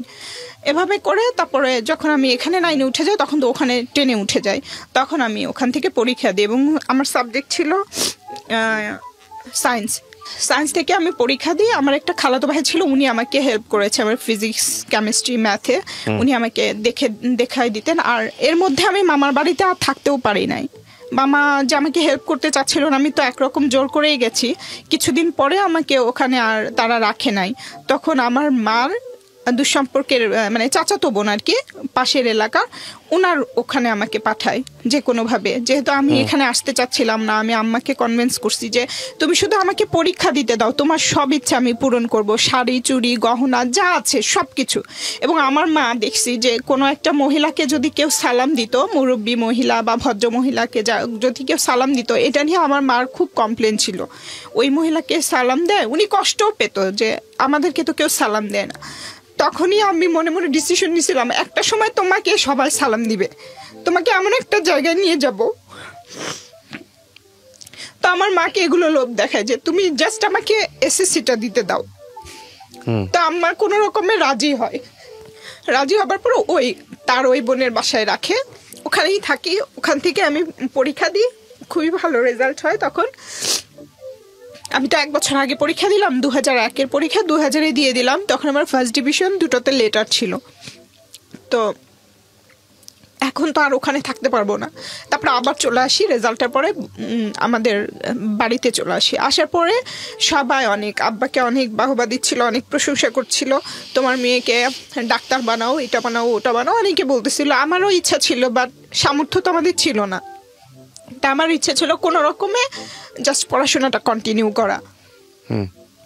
তো আমি আর্টসে ভর্তি হতে চাচ্ছিলাম, তখন আব্বা আমাকে ভর্তি করাইতে নিয়ে গেছে। যে স্কুলে আমি পড়তাম ওই স্কুলেই কলেজ আছে, স্কুল অ্যান্ড কলেজ। তো স্যারেরা বলে যে না, ও এত ভালো স্টুডেন্ট, ওকে কেন আর্টসে ভর্তি করাবেন, সায়েন্সে ভর্তি করেন, ওর কোনো বেতন লাগবে না, কিছু লাগবে না, আমরা সব দিক দিয়ে সবভাবে হেল্প করবো। আমি আব্বাকে নিষেধ করতেছিলাম, কিন্তু আব্বা ওই মুহূর্তে স্বপ্ন দেখতেছিল যে তার মেয়ে ডাক্তার হবে, তার অনেক টাকা হবে, এরকম কিছু। তো আমাকে সায়েন্সে ভর্তি করায়। তো প্রাইভেট ছাড়া তো আমি সায়েন্সে ভালো করতে পারবো না, তারপরে বাসায় এত মেন্টাল টর্চার। তো যাই হোক, কোনো রকমে এভাবে পড়াশোনা করতেছিলাম, সারা দিন রাত পড়তাম, বুঝে হোক না বুঝে হোক পড়তে থাকতাম। আর আমার পড়া দেখে আম্মা বিরক্ত হয়ে যেত। দেখা গেছে আমি পড়তেছি, পিছন থেকে এসে চুলের মুঠি ধরে করতো যে এখনো পড়িস, এত পড়িস, বিরক্ত হয়ে যাচ্ছি, এরকম করতো। মানে উনি বিরক্ত হতো, আমি বিরক্ত হতাম না। আর আমি রাত জাগতে পারতাম না ছোটবেলা থেকেই। আমার বোন বসে বসে পাহারা দিত যে যত যাই হোক তোকে পড়াশোনা করতে হবে, তোর ইচ্ছা তোর পূরণ করা লাগবে। মানে সবকিছু থেকে ও আমাকে প্রোটেক্ট করতো, আব্বা আম্মার সবকিছু থেকে, বাইরের সবকিছু থেকে। এবং ও রাত জেগে বসে থাকতো, আমি পড়তাম যেন আমি ঘুমাই না, যে ও রাত জেগে বসে থাকতো। তো যাই হোক, এভাবেই চলছিল। যখন ফার্স্ট ইয়ারে পড়ি, যখন আমি এসএসসির রেজাল্ট হয়, তখন আমার আব্বার কলিগের ভাইয়ের ছেলের সাথে একটা প্রস্তাব আসে বিয়ের। তো আমি রাজি না। আম্মাকে আবার ওই লোভ দেখাতে থাকি যে আমাকে শুধু সুযোগ দাও, আমি ইন্টার পাস করলে তোমাকে এটা ওটা করে দিব, সব করে দিব। আর আব্বা আম্মা বলতো কি, ওইটা তাদের ঋণ শোধ করা। বলে কি, জন্ম দিছি, আমরা যেভাবে বলবো সেভাবে কাজ করবি, তাহলে আমাদের জন্মের ঋণ শোধ হবে। যাকে বলবো তাকে বিয়ে করবি, তাহলে জন্মের ঋণ শোধ হবে। আমি বলছি যে হ্যাঁ করব, কিন্তু আমাকে ইন্টার পাসটা করতে দাও। তো এরকম করতে থাকে, আম্মাকে বলি মানে সময় নেই। তারপরে আমার ওই সময়টাতে ওই বলে যে জাস্ট দেখতে আসবে, বিয়ে দিব না। তো আসে, দেখতে আসলে দেখি যে আমাকে কোনোভাবে রাজি করায় দেখানোর জন্য। ওইটা আমার লাইফের ফার্স্ট মানে ফর্মালি কোনো একটা ছেলে দেখতে আসে। তো দেখতে গেলে দেখি যে আমাকে বিয়ে দিয়ে দিচ্ছে। মানে এটা বুঝি যে ওখানে সিগনেচার করতে বলতেছে, তার মানে বিয়ে হয়ে যাচ্ছে। আমার আগে আমার ছোট বোন বুঝে গেছে, বলে কি, এই ছেলে দেখতে এত কালো, তুই এত সুন্দর, ওই ছেলের সাথে বিয়ে দিব না। তখন ও তো চিৎকার চেঁচামেচি শুরু করে যে আমার বোনকে বিয়ে দিব না, বিয়ে দিব না। এরকম করতে করতে দেখা যায় যে ওই গার্ডিয়ানদের মধ্যে কোনো একটা বিষয় নিয়ে ঝামেলা হয়ে যায়। জানি না কি বিষয়, মেবি এটা কাবিনের টাকা নাকি দেনমোহরের টাকা, এইটা নিয়ে একটা ঝামেলা তৈরি হয়। তখন হয়ে যাবার পরে তারাই বলে যে হ্যাঁ বিয়ে দিব না। আমার আব্বা বলে, আমার আব্বার পক্ষ থেকে আরো কিছু কলিগরা, কাকারা যারা আছে, ওনারা বলে।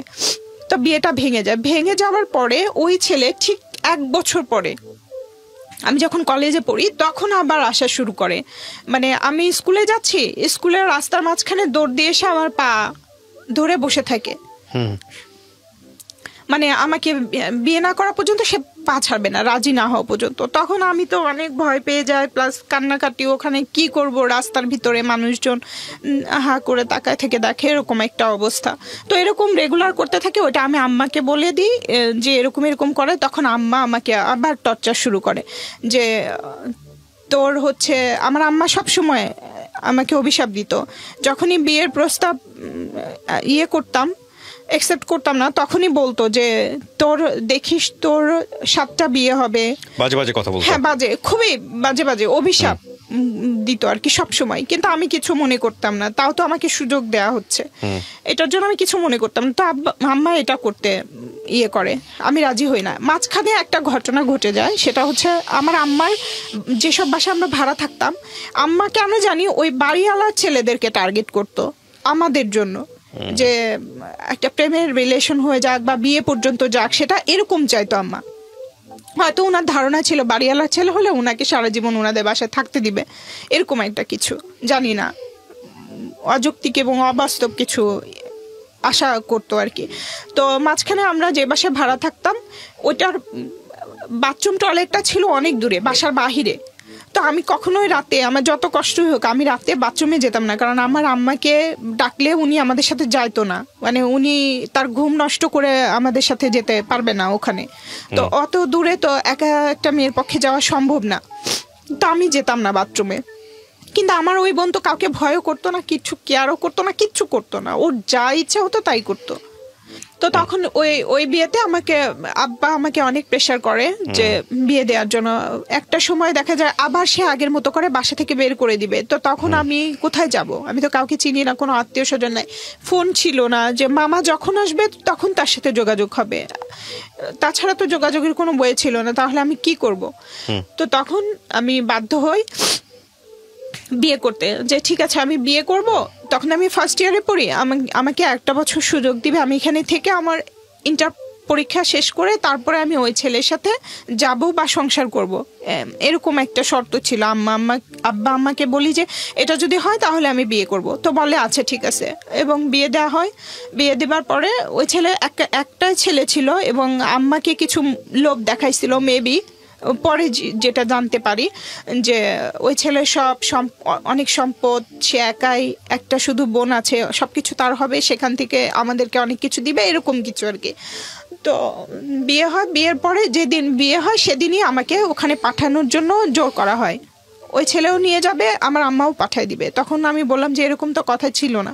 যাই হোক গেলাম, যাবার পরে 1 সপ্তাহ থেকে এলাম। এরপরে আবার 2বার গেছি, 1 সপ্তাহ থাকছি, এবং এই যে 2-3 বার যাওয়া হলো, এর মাঝখানে আমি ওই ছেলেটার অনেক কিছু দেখেছি।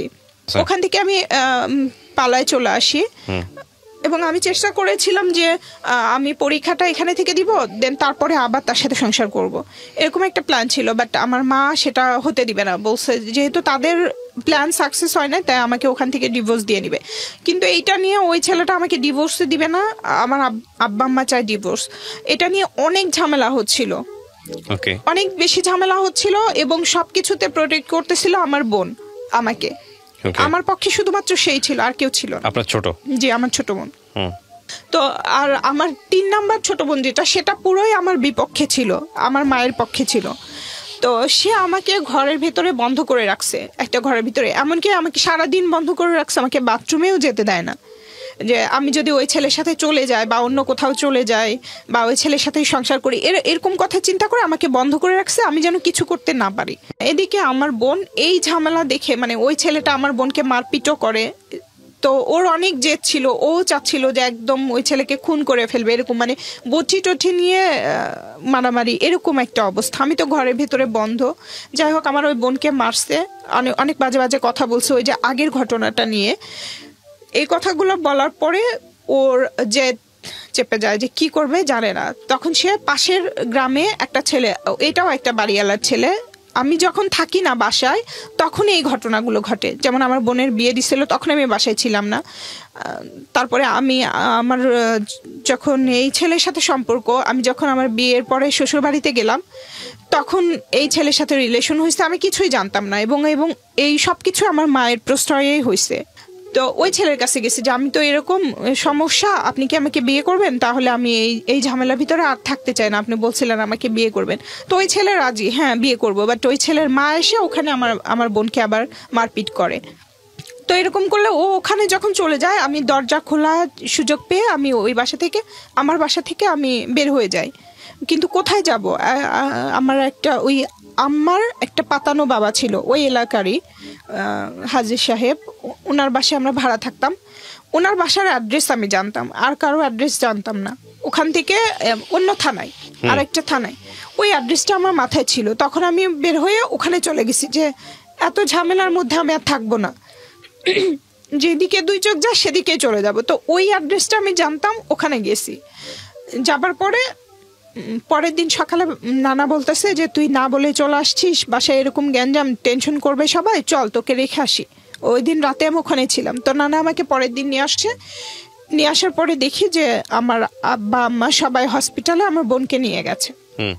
তখন আমি শুনলাম যে কি হয়েছে। তখন সবাই বলল যে তোমার বোন এরকম বিষ খাইছে। বিষ কোথায় পাইলো? তখন আমি চিন্তা করতেছিলাম বিষ কোথায় পেলো এসে। তারপর আমিও নানাকে নিয়ে হসপিটালে গেলাম, যে দেখি সত্যি সত্যি মারা গেছে। ও, জীবনটা আপনাকে সাপোর্ট করতো? My goodness. কত বছরের জুনিয়র ছিল আপনার? 2.5 বছর। ওহো। ও বলতো যে তুই চিন্তা করিস না, তুই পড়াশোনা কর। আমিও তো পড়াশোনা, আমি ভালো রেজাল্ট করি না, বাট পড়াশোনা যদি করি বা বড় হয়ে যদি কোনো কাজ করি, তাহলে সুন্দর একটা শোকেস বানাবো, আর সেই শোকেসের ভিতরে তোকে ঢুকায় রাখবো, তাহলে আর কেউ বিয়েও করতে পারবে না। পরে ও মারা গেছে। তারপরে যাই হোক, মারা যাবার পরে দাফন হয়েছে, পোস্টমর্টম করতে চাইছিল আমার আম্মা আর ছোট বোন। এরা পোস্টমর্টম করতে দেয়নি। এরা পুলিশকে কি যেন বলছে, পুলিশরা আর পোস্টমর্টম করে নাই। কি বলছে জানি না, শুধু সবাই বলতেছে তোমার বোনের এত বুদ্ধি, ওর একটা কথাই পুলিশ আর পোস্টমর্টম করলো না। তারপরে এলাকার কয়েকজন মহিলা, মানে এলাকার বলতে যে বাসা আমরা ভাড়া থাকতাম, ওই বাড়িওয়ালার বোন, উনি অনেক উঁচা লম্বা, ওনার 3টা মেয়ে আছে আমাদের মতো, আম্মার মতোই বয়স। উনি এসে বলতেছে তোমার বোনের এত জেদ আর এত শক্তি, আমরা 3 জন মহিলা মিলায় তাকে চেষ্টা করছি বমি করানোর, সে বমি করবে না। দাঁতের সাথে দাঁত লাগা রাখছে, 3টা মহিলা দাঁত ধরে টানাটানি করতেছে, একজন বুকের উপরে বসে আছে, 2 হাত ধরে আছে 2 জন, তারপরেও শক্তিতে তার সাথে পারতেছিল না। তো তখন আমি বুঝছি যে কতটা জেদ আর রাগে সে মারা গেছে বা বাধ্য হয়েছে। তো পরে যখন আম্মার কাছে জিজ্ঞেস করলাম যে আম্মা কি হয়েছিল, আমাকে একটু বলো, তখন বলতেছে যে এই সব ঘটনা, যে আমার বোনকে মারছে, তারপরে ওই বাড়িওয়ালার বোন ওই পাশের গ্রামে গেলে মারছে বা মারপিট করছে, এটা নিয়ে মেম্বারের কানে গেছে, মেম্বার বিচার করতে আসছে। আসার পরে মেম্বার অনেক আজে বাজে কথা বলছে। ও রাগের চোটে হচ্ছে ঘরের ভিতরে ঢুকে এটা খাইছে, আমার আম্মা আমাকে বলতেছে। তখন আমি বললাম তাহলে ও ঔষধ পাইলো কোথায়? বলতেছে কে জানে কোথায় পাইছে, হয়তো কারো কাছ থেকে আনছে বা ওই ছেলেই দিছে যে খেয়ে মরে যাও, এরকম কিছু।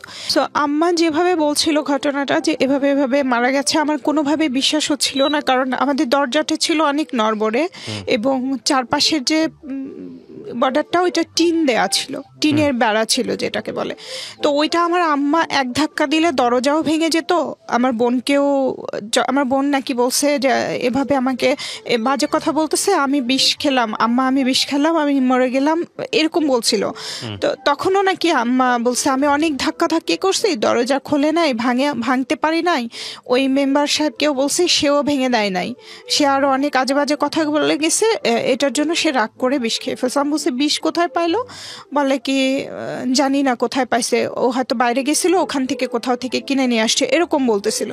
কিন্তু আমার বিশ্বাস হচ্ছিল না, বাট আমার কাছে তো কোনো প্রমাণ নাই, কারণ উনি আমাকে এবং আমার বোনকে অনেকবার এরকম সুযোগ করে দিয়েছে যে যখনই তাদের মত তাদের এর সাথে করতাম না, তাদের মতের সাথে একমত হতাম না, তখনই বলতো যে ফ্যানের সাথে গলায় দড়ি দিয়ে মারা যা, তারপরে ওইখানে ইঁদুরের ঔষধ আছে খেয়ে মারা যা, এরকম বলতো। কিন্তু আমি কখনোই ওইগুলো চিন্তা করি নাই।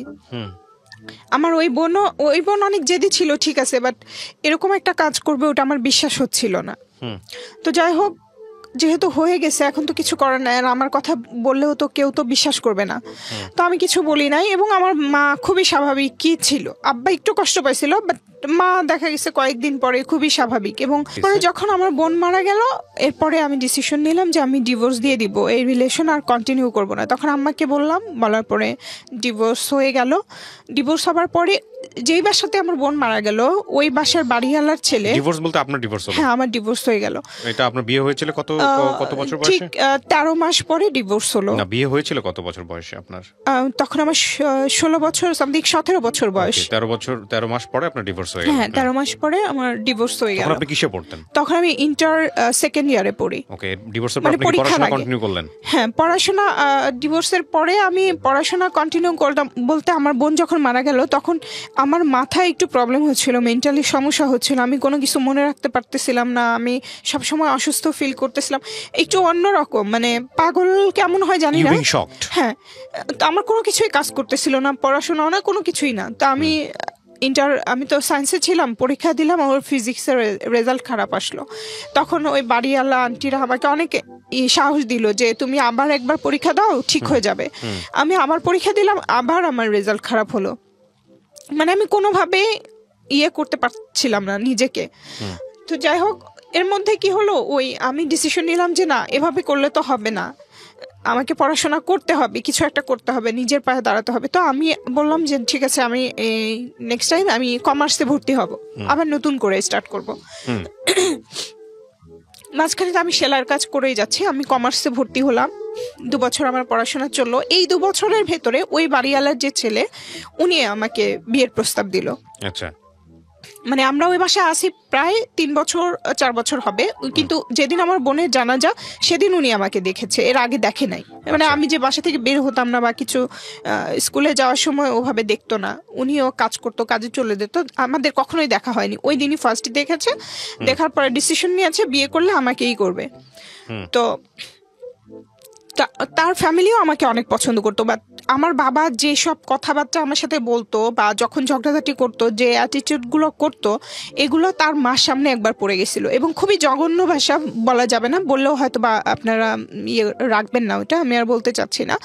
এটা দেখার পরে ওই আন্টি আমার উপরে খুব, মানে উনি খুব হয়ে যায় আর কি, যে মেয়েটা এত ভালো, আমার ছেলেও ভালো, আমার ছেলে পছন্দ করছে ঠিকই ছিল, কিন্তু যেই বাবা যেই মেয়ের সাথে এভাবে কথা বললো, ওই মেয়েকে আমার ছেলের বউ কিভাবে বানাবো, মানে উনি মেন্টালি আবার এটা নিয়ে টেনশন করতে লাগলো, প্লাস অসুস্থই হয়ে গেল। একদিন আমাকে ডেকে বললো যে মা, তোমাকে আমি অনেক পছন্দ করি, এরকম আমার ছেলে বলে দিচ্ছে তুমি ছাড়া কাউকেই বিয়ে করবে না, পৃথিবীর কাউকেই বিয়ে করবে না, তুমি যেভাবে হোক এটা করবা না, এটা আমার রিকোয়েস্ট, মানে ওনার রিকোয়েস্ট। তো আমি তো চাই আমি কাউকে বিয়ে করব না, আগেও চাইনি, আর এই ডিভোর্সের পরে তো আরো ডিসিশন নিয়ে ফেলছে আমি কখনোই বিয়ে করব না।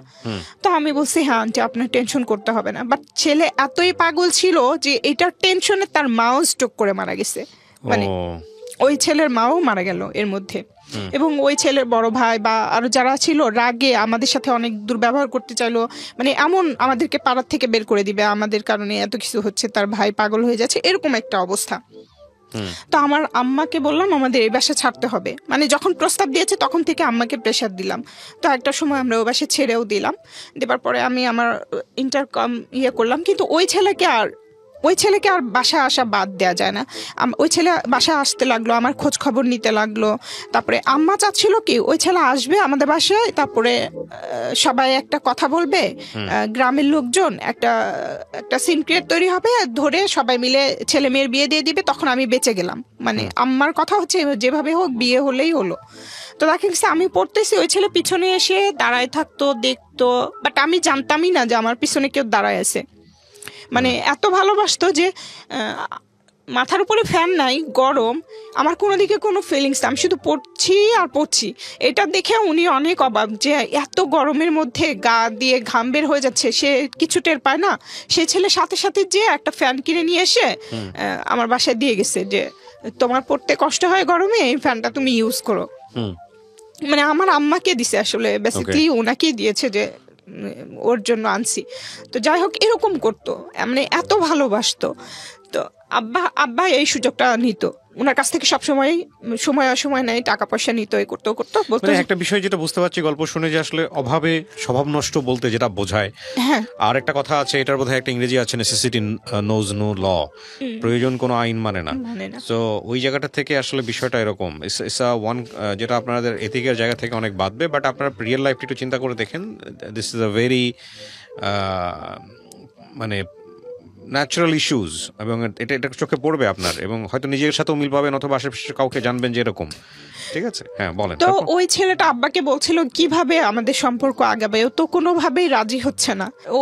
ও রাজি না হলে সমস্যা নাই, আমি তোমার কাছ থেকে টাকা নিচ্ছি, আমি স্ট্যাম্পে কথা দিচ্ছি, স্ট্যাম্পে লিখে যে আমি আমার মেয়েকে ইন্টার পাসের পরে তোমার সাথে বিয়ে দিতে আমি বদ্ধপরিকর বা অঙ্গীকারবদ্ধ, এটা বলে একটা সিগনেচার আবার দিয়ে দিছে। তো উনি আমাকে বলে না। এরপরে যখন আমার ইন্টার পরীক্ষা হয়ে গেল, তখন তো এর আগে ওই ছেলে আমাকে দেখাইছে যে তোমার আব্বা এভাবে আমাকে কথা দিছে, তুমি কি তোমার আব্বার কথাও রাখবা না? কিন্তু ওই ছেলেটা লেখাপড়া জানতো না, কিন্তু মানুষ হিসেবে একদম 1 ক্লাসের ছিল, মন মানসিকতা মানে সব দিক দিয়েই একটা ভালো মানুষ যা হয়। কিন্তু আমরা ভাই বলে ডাকতাম, ছোটবেলা থেকে এত বেশি হ্যারাসমেন্ট হয়েছি, মানে একটা ভাই সব জায়গাতে খুঁজে বেড়াতাম যে একটা ভাই থাকবে যে আমাদের সব কিছু থেকে প্রোটেক্ট করবে, এরকম ভাবতাম। বিয়ে শাদীর কথা কখনো চিন্তা করতাম না। আর এর মধ্যে যখন তার মা এই কথাটা বলেছে, তখন তো আরও করবো না। আমি বলছি যে না, আমি রাজি না। তখন আমাকে ওটা দেখাইছে, ওই স্ট্যাম্পটা। তখন আমি বলছি আপনার ইচ্ছা, আমি স্ট্যাম্পটা কিসের ছিল? স্ট্যাম্পটা ওই যে আমার আব্বা তার কাছে অঙ্গীকার করলো যে এইচএসসি পরীক্ষার পরে তার সাথে বিয়ে দেওয়া হবে। স্ট্যাম্প করার দরকারটা কি ছিল? মানে ওই ছেলেটা বিশ্বাস করতেছিল না। আচ্ছা, স্ট্যাম্পটা কিসের বিনিময়ে, কেন স্ট্যাম্পটা করলে কি লাভটা কি? ভাবছে যে ওইটা সবাইকে দেখালে, মানে দেখালে হয়তো এরকম কিছু চিন্তা করেছিল। তো তখন আমার মাথায় ঢুকলো যে ইন্টার পাস করার সাথে সাথে আমাকে এই বাসা ছাড়তে হবে, না হলে এই ছেলের সাথে তো আমাকে, এটা যখন মুরব্বিদের দেখাবে তখন তো আমাকে প্রেশার ক্রিয়েট করবে বিয়ের জন্য। তো আমাকে যেতে হবে। কোথায় যাব? আমি তো কাউকে চিনি না, কোনো ফোন নাম্বার জানি না, কোথায় যাব? তখন আমি আব্বার কাছ থেকে আমার ওই চাচাতো ভাই, যেই ভাইয়ের কথা বললাম, ওই চাচাতো ভাইয়ের ফোন নাম্বার নিয়ে ফোন দিলাম যে ভাইয়া এরকম আমি অ্যাডমিশন টেস্ট দিতে ঢাকা আসতে চাই, আপনি কি আমাকে একটু হেল্প করতে পারবেন কিনা? তো তখন উনি এক বাক্যে রাজি হয়ে গেল যে হ্যাঁ ঠিক আছে, হেল্প করতে পারবো। পরে ঢাকায় আসলাম, বলছে যে তুমি শুধু ভাড়ার টাকাটা ম্যানেজ করে চলে আসো, এরপরে আমি দেখবো, এটা বলছে। তো আমি আসলাম ঢাকায়। আসার পরে উনি হচ্ছে ওনার ফ্রেন্ডের ফ্যামিলি যে বাসায় থাকে, মানে অ্যাকচুয়ালি ওই ফ্ল্যাটে 3টা ফ্যামিলি থাকে, তার ফ্রেন্ড, তার ভাই বোন, ভাইয়ের ওয়াইফ, মানে অনেক লোকজন। ওখানে আমাকে রাখলো, ওদের বাসায় ফ্লোরিং করতাম। ওদের রুমের একটা ফ্যামিলি একটা রুমে ছিল, ওই ফ্যামিলির ভিতরে আমি আবার ফ্লোরিং করতাম। করে আমি ইউসিসিতে 2 মাসের মতো ক্লাস করলাম। তারপরে আমি অ্যাডমিশন টেস্ট দিলাম। এর মাঝখানে আব্বা আমাকে আমার অফিসে অ্যাপ্লিকেশন করাইছে, মানে চাকরির জন্য। তো আমি চাকরি করব না, আমি বলছি আমি এখন চাকরি করব না, হচ্ছে আমি পড়াশোনা শেষ করে তখন। এবার আবার বলতেছি যে আমি অনার্স কমপ্লিট করে তোমাদের সব ইচ্ছা পূরণ করবো, মানে এভাবে করে আমি এই পর্যন্ত আসতেছি। কিন্তু আব্বা রাজি না, যে একটা সরকারি চাকরি ছোট বড় যাই হোক যদি হয়ে যায় তাহলে আমার ফুল ফ্যামিলি বেঁচে যাবে আর কি, এরকম। তো আব্বা জোর করে একরকম আমাকে অ্যাপ্লিকেশনটা করালো। তো আমি ওই ঠিক যখন আমি অ্যাডমিশন টেস্টটা দিলাম, এর পরপরই, মানে জাস্ট কয়েকদিনের ডিফারেন্স, 3-4 দিন এর মধ্যে আমি এই অফিসে পরীক্ষা দিলাম। তো পরীক্ষা দেওয়ার পরে আমি এই অফিসে টিকে গেলাম, আমাকে ভাইভাতে ডাকা হলো। তো যখন ভাইভাতে ডাকা হলো তখন আমার ওই সময় যখন ভাইভাতে ডাকা হলো তখন আমার জাহাঙ্গীরনগরে ভর্তির ডেট ছিল, যে ওখানে আমাকে ভর্তি হতে হবে। ওই ভাইটাই টাকা পয়সা দিচ্ছে, তো উনি হচ্ছে ভর্তি করাই দিবে। তো আব্বাকে বললাম, আব্বা ভর্তি হতে দিবে না, বলছে ওখানে ভর্তি হলে তো তুমি চাকরি করতে পারবে না, আর চাকরি করলে তো তুমি ওখানে যা পড়াশোনা করতে পারবে না, জাহাঙ্গীরনগর তো অনেক দূরে, মানে কোনোভাবেই না। তখন আমাকে অনেকভাবে চেষ্টা করলো, ফ্যামিলি বাঁচাতে হবে, মানে অনেক রকম। তখন আমিও চিন্তা করলাম যে তাহলে তো কি হবে, তাহলে আমার চাকরিটাই করতে হবে, আমার ইউনিভার্সিটি ছেড়ে দিতে হবে, আমার সারা জীবনের স্বপ্ন যেটা ছিল। তো পরে আমি চাকরিতে জয়েন করলাম 2006 সালে ডিসেম্বর মাসে। এটা তত্ত্বাবধায়ক সরকারের সময় ছিল, যে কারণে আমাদের কোনো ঘুষ বা কিছু দিতে হয়নি, লিগাল ওয়েতে আসা হয়েছে। ঘুষ দিলে হয়তো আমার চাকরিটাও হতো না, যেই চাকরিটা আমি এখনো কন্টিনিউ করছি এটার কথা বলছি। তো যাই হোক, আমি নর্মালি হচ্ছে আমার অনার্স ভর্তি হয়ে গেলাম সোশিয়োলজিতে ইডেন কলেজে। ওখান থেকে আমি চাকরি এবং এটা কন্টিনিউ করছি। এর মাঝখানে আমি কখনোই কোনো ছেলে পেলেকে নিয়ে কোনো স্বপ্ন দেখা, কোনো রিলেশনে জড়ানো, কোনো কিছুই না আমার মাথায়। আমি ছোটোবেলা থেকে ভাবতাম আমি কলেজে উঠে প্রেম করব, এটা করব, ওইটা করব। তারপর ভাবলাম আমি অনার্স দুটা করব, যে আমাকে ইন্টার ভালো করে পাশ করতে হবে, কোনো দিকে মনোযোগ দেওয়া যাবে না। এরপর আমি ভাবলাম অনার্সে এসে আমি পড়াশোনা, চাকরি, আমি কোনো দিকে মনোযোগ দেবার সুযোগ নেই। আমার প্রথমত ইচ্ছাই ছিল আর বিয়ে না করা, আর আমি আসলে ওই সুযোগটাও পাইনি। তো যাই হোক, আমি দুটোই কন্টিনিউ করলাম। অনার্সে আমার রেজাল্ট ভালো ছিল, মাস্টার্স করলাম। ঠিক মাস্টার্স করার আগে এর মাঝখানে আর কিছু ঘটনা ঘটে গেছে। সেটা হচ্ছে আমার বাবা 30-35 বছরের মতো চাকরি করেছে, কিছুই করতে পারে নাই, বরঞ্চ উল্টা অনেক টাকা লোন করেছে আর কি। উনি 2,60,000 টাকার মতো পেনশন পেয়েছে, ওখান থেকে দেখা গেছে 1 লাখ টাকা লোন, 1 লাখ টাকা আমার মা নিয়ে নিয়েছে, আর 50,000 টাকা তার আছে, এরকম আর কি। সে সব কিছু আর কি পেনশনের রিটায়ার্ডের পরেও কিছু করতে পারলো না। তো আমি যখন জয়েন করেছি তখন আমার মা বাবাকে যে কথা দিয়েছিলাম যে তোমাদের সব ইচ্ছা আমি পূরণ করবো, শুধু বিনিময়ে আমাকে একটু পড়াশোনা করতে দাও, তো ওইটাই তারা বারবার মনে করাই দিচ্ছিল। আমাদের ঋণ শোধ করবি না, আমাকে জায়গা কিনে দিবি না, বাড়ি করে দিবি না, এরকম সারাক্ষণ আমার মাথা খেয়ে ফেলছিল। তো জাস্ট চাকরিতে জয়েন করে তো মানুষ সবকিছু করতে পারে না। তো যাই হোক, আমার মাকে বললাম যে ঠিক আছে, ওই গ্রামে 2 শতক জায়গা দেখো, আমি টাকা পয়সা জোগাড় করতেছি। তো জয়েন করার পর থেকে আমি টাকা পয়সা জোগাড় করতেছিলাম জায়গা কেনার জন্য। এর মাঝখানে আমি ফ্যামিলিকে এখানে নিয়ে আসি। আমার ছোট বোনটা ইন্টার পাস করে ফেলে। ইন্টার পাস করার পরে ওকে এখানে, মানে এসএসসি পাস করার পরে আমি ঢাকায় শিফট করি, ফুল ফ্যামিলিকে ঢাকায় নিয়ে আসি। তখন আমরা সানার পাড়ে একটা বাসা ভাড়া থাকতাম, ওদিকে ভাড়াটা একটু কম ছিল, এই কারণে ওদিকে ভাড়া নেওয়া হয়। তো ভাড়া নেবার পরে আমার সবাই ফুল ফ্যামিলি নিয়ে আসার পর আমার বোনকে বদ্রুনেসায় ভর্তি করা, ওর সব খরচ আমি দিচ্ছি, বাসা ভাড়া আমি দিচ্ছি, বাজার খরচ সব আমি দিচ্ছি। জাস্ট রিটায়ার্ডের সময়ও আমার বাবা বেতন পেয়েছে 6,000 সামথিং, এরকম 7,000 টাকাও না। তো সেই টাকা দিয়ে ঘর ভাড়াও দেওয়া যেত না, খাওয়াও যেত না। তার মানে সবকিছু ওই টাকা দিয়ে তার সিগারেট খেতেই চলে যায়। এবং আরেকটা কথা বলে রাখি, আমার বাবা এতই অসুস্থ, আমি জন্মের পরে আমার বাবার দাঁত দেখেছি একটা, মানে উনি তখনই এত বৃদ্ধ ছিল এবং শারীরিকভাবে অসুস্থ ছিল, তখন থেকে এই অবস্থা পর্যন্ত। এরপরে উনি সিগারেট খেতেন, চা খেতেন এরকম, এবং খুবই বেখেয়ালি ছিলেন, কেয়ারলেস ফ্যামিলির প্রতি। তো তখন আমাকেই সবকিছু চালাতে হচ্ছে। তখন কি আপনার মাস্টার্স কমপ্লিট হয়ে গেছে? না, তখন আমি অনার্স সেকেন্ড ইয়ারে পড়ি। সেকেন্ড ইয়ারে পড়ি। আচ্ছা, আমি আপনার গল্পটা যেটা যতটুকু শুনলাম একেবারে শুরু থেকে শেষ পর্যন্ত, এটা আমি খুব ভালো করে বুঝতে পারছি যে আপনাকে যদি আমি লাইন বাই লাইন বলতে দিতাম তাহলে গল্প কিছু কিছু জায়গায় মানুষের কাছে খুব অবিশ্বাস্য মনে হতো। কিছু কিছু জায়গায় গল্পটা মনে হতো যে আপনি কারোর সাথে শত্রুতামি করে বলতে এসছেন। কিছু কিছু জায়গায় মনে হতো যে এটা একটা ভয়ঙ্কর রকমের আনরিয়েলিস্টিক একটা গল্প। এবং সব কিছু যেভাবে প্রচার করা যায় সেই জায়গাটি থেকে আমরা কেটে ছেটে আজকে যে জায়গাটা এনেছি, সেখানে যদি একটা মোটা দাগে একটা সমীকরণ দাঁড় করাই, তাহলে আমি গল্পটাকে বলতে পারি এটা একটা অতি দরিদ্র পরিবারে জন্ম হওয়া একটা শিশু বা একটা মেয়ের তার নিজের বেড়ে ওঠার মনস্তাত্ত্বিক, শারীরিক এবং সবকিছু মিলিয়ে পারিপার্শ্বিক, সামাজিক, পারিবারিক যুদ্ধ। ডেফিনেটলি আপনি ওইরকম একটা পরিবার থেকে এসে যদি আপনি ইডেন কলেজের মতো জায়গাতে সোশিওলজিতে মাস্টার্স কমপ্লিট করে থাকেন, ঢাকা ইউনিভার্সিটি থেকে মাস্টার্স করেছি, পরে আপনি যদি ঢাকা ইউনিভার্সিটি থেকে মাস্টার্স করে থাকেন, তাহলে আমি মনে করি যে আপনি হিমালয়ের চূড়ায় বেশ কয়েকবার উঠেছেন। এটা হচ্ছে আমার জায়গা থেকে। এবং এটাই আমার মা এবং বোন আর ভাই এখন সহ্য করতে পারছেন। আমার মা, ওটা ফ্যামিলি ডিলেমাতে না যাই আমরা, অনেক কিছু আছে যেগুলো হয়তো আপনার বললে এটা ফ্যামিলিগতভাবে এরা যত কিছু হোক না কেন বলছি স্যার, আমি এখানে একটু বলতে চাই, যখন আমি আমার এই গভর্নমেন্ট কোয়ার্টারটা পাই, এর মধ্যে কিন্তু আমার বোনের চাকরি হয়ে গেছে এখানে।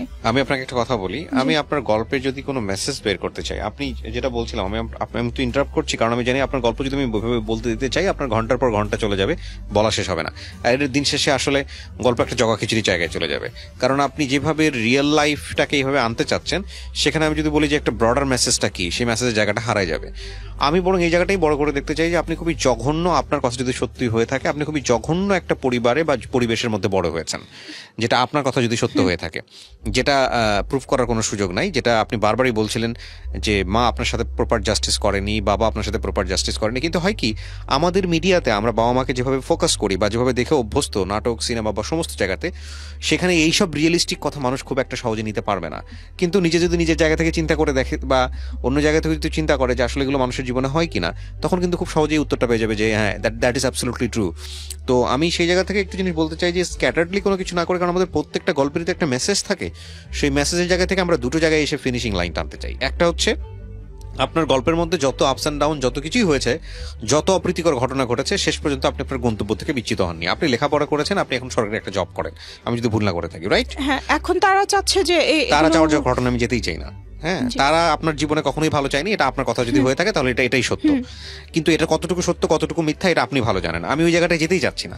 আমি যেতে চাচ্ছি যে আপনার এই চাওয়া না চাওয়া এই রকম তিক্ত পরিবেশের মধ্যে আপনার কথা যদি সত্য হয়ে থাকে, আপনি মাস্টার্স পাস করেছেন ঢাকা ইউনিভার্সিটি থেকে, অনার্স করেছেন ইডেন থেকে, এবং শেষ পর্যন্ত আপনি একটা গভর্নমেন্ট জব করছেন, রাইট? তো আপনাকে মুখে বলতে হবে, কারণ মাথায় ইশারা দেখে লোকজন বুঝতে পারবে না। করেছেন তো? হ্যাঁ, করেছে। এটা যদি করে থাকেন তাহলে definitely it's your achievement. We want to focus the achievement. আপনি যে ধরনের পরিবারের কথা বলছেন, সে ধরনের পরিবার একটা মেয়ে বড় হলে তারা খুব বেশি দূর আগাতে পারে না। সুইসাইডের মতো ঘটনা ঘটে, যেটা আপনার বোনের ক্ষেত্রে ঘটেছে। তো আপনার বাবা বেঁচে নাই, এটাও আমি জানি। তো সবকিছু মিলিয়ে what ever the situation is that, আপনি কিছু না কিছু অ্যাচিভ করেছেন। আপনি আজকে এখানে এসে বলতে পারেন, অনেক মেয়ে সেটা বলতে পারে না, এবং আমরা চাইলেও সবকিছু পোর্ট্রে করতে পারি না, ডেফিনেটলি পারি না। তো আমি যদি আপনাকে জাস্ট একটা প্রশ্ন করেই গল্পটা শেষ করব, কারণ আমরা অনেক লম্বা সময় নিয়েছি। আপনি গল্পটা রেডিওতে কেন বললেন, জীবন গল্পে কেন বললেন, বলেন? যে বাবা মাকেও এতটা বিশ্বাস করা ঠিক না আমি যতটা করেছি, কারণ শেষ সময়ে এসে, এই শেষ সময়ে লাস্ট করোনার ভেতরে 2020 সালে তারা আমার সাথে যা করেছে, সেটা পৃথিবীর কোনো মা বাবাই করতে পারে না। এটা আপনি মনে করেন যে বাবা মাকে এতটা বিশ্বাস করা উচিত না? হ্যাঁ, এতটা বিশ্বাস করা উচিত না, এবং বাবা মাকেও এতটা বিশ্বাস করা উচিত না আমার মতে। এবং আপনার জায়গাটা ঠিক আছে, আপনি আপনার মতো করে বলেছেন, কিন্তু এটা হয়তো সিচুয়েশনাল কেস। সিচুয়েশনাল বলতে আমি যেটা বোঝাচ্ছি, প্রিয় দর্শক এবং শ্রোতা, উনি যেটা বলেছে সেটা ব্রডার মেসেজে নেওয়া সম্ভব নয়, তবে এটা সিচুয়েশনাল বলতে আমি যেটা বোঝাচ্ছি যে এটা কারো কারো জীবনে চরম সত্য, কারো কারো জীবনে এটা অবিশ্বাস্য। কিন্তু বাবা মায়ের যেই চরিত্রায়ন আমাদের সমাজে বা আমাদের ধর্মীয় জায়গাতে, সেখানে এটা কোনোভাবেই আমরা নিতে পারবো না যে বাবা মাকে আমরা বিশ্বাস করতে পারবো না, ডেফিনেটলি নট। এবং কারো কারো জন্য শকিং হবে। তবে এটা ঠিক যে আমরা যদি, যেহেতু আপনার এই অনুষ্ঠানটা সব শ্রেণীর মানুষ শুনবে, সেজন্যই আমার ইন জেনারেল কথাটা বলা। হ্যাঁ, কিন্তু আপনার অভিজ্ঞতা থেকে আপনি হয়তো আপনার বাবা মাকে যেভাবে চিন্তা করেছেন সেটাই আপনি বলেছেন, কিন্তু পৃথিবীতে অসংখ্য সন্তান আছে যারা আপনার বাবা মার কথা বলবো না। এক্স্যাক্টলি, আমি সেটাই বলছিলাম যে পৃথিবীতে অসংখ্য সন্তান আছে যারা এই কথা শুনলে শকড হবে। না, আমি সব বাবা মার কথা বলি না, যে কিছু বাবা মা আছে যাদেরকে আসলে বিশ্বাস করা উচিত না, এবং তারা সব সময় আমার সাথে আমার বিশ্বাস। কিছু বাবা মার এক্সপেরিয়েন্স তো আপনার লাইফে নাই, আপনার লাইফে আপনার বাবা মার এক্সপেরিয়েন্সে আছে। তো সেই জায়গাটা থেকে শুধু একটা কথাই বলার আছে, সেটা হলো যে আমি যদি বড় করে কোনো কিছু দেখতে চাই, আপনি বলতেছেন এইটা, আপনার বাবা মাকে যদি পাশে বসানোর সুযোগ থাকতো, তারাও 1000টা কমপ্লেন আপনার বিরুদ্ধে দাঁড় করাতো তাদের মতো করে। তো আমরা ওই জাস্টিফিকেশনে যাব না, আমরা শুধু একটা জিনিসই বলতে চাই, আপনি যা অবস্থার মধ্যেই ছিলেন, মানসিকভাবে শারীরিকভাবে যে ধরনের টর্চার হয়েছেন, অনেক কিছু আমি আনতে পারিনি রেডিওতে, বাট আপনি অ্যাচিভ করেছেন। সেই অ্যাচিভের জায়গাটা আমি বড় করে দেখতে চাই। সো আজকে যদি স্মৃতির এই জিনিসটাকে একটু বড় করে দেখতে হয় আমাদেরকে, তাহলে আমরা বলবো যে তোমরা এই জিনিসটা কি, বা যারা শিশু অবস্থায় আছো, পড়াশোনা করছো, তারা এই জিনিসটাকে বড় করে দেখো যে জীবনে একটা জায়গায় পৌঁছাতে হলে, মানে তুমি যদি তোমার ভয়েস রেইজ করতে চাও, তুমি যদি কথা বলতে চাও, তোমার ভয়েস যদি 1000 মানুষের কানে পৌঁছাতে চাও, তাহলে তোমাকে একটা জায়গায় যেতে হবে, একটা জায়গায় পৌঁছাতে হবে। সেই পৌঁছানোর কোনো বিকল্প নাই। এটাই হচ্ছে ultimate message of the story. আমি থ্যাংক ইউ জানাই স্মৃতি। আই এম রিয়েলি সরি যে আমি আপনার প্রত্যেকটা কথা এখানে পোর্ট্রে করতে পারবো না। আপনি সময় নিলেও আমার পক্ষে সেটা সম্ভব না, আমি ফেলে দিব। কারণ আপনি লাইফে যে পাজলটা ফেস করেছেন, ডেফিনেটলি সেটা আমার পক্ষে পোর্ট্রে করা সম্ভব নয় গণমাধ্যমে। বাট আমি ব্যক্তিগতভাবে আপনাকে সরি বলতেছি এই কারণে যে আপনি যদি সত্যি সত্যি এটা ফেস করে থাকেন, দ্যাটস রিয়েলি টাফ। একটা মেয়ের জন্য আসলে মানসিকভাবে বাধাগ্রস্ত হওয়ার জন্য যত রকমের প্রবলেম ফেস করতে হয় আপনার পরিবারে বা অন্যান্য জায়গাগুলোতে, সেটার এক্সট্রিম লেভেল আপনি ফেস করেছেন, এবং তারপরেও আলহামদুলিল্লাহ আপনি একটা জায়গায় আসতে পেরেছেন যে জায়গা থেকে আপনি অন্তত নিজে এখন সিদ্ধান্ত নিতে পারেন। আপনি যদি জব করে থাকেন, you earn something, so you can take your decision own. So এটা একটা ব্লেজিং জায়গা, গিফটেড জায়গা। তো আমি মনে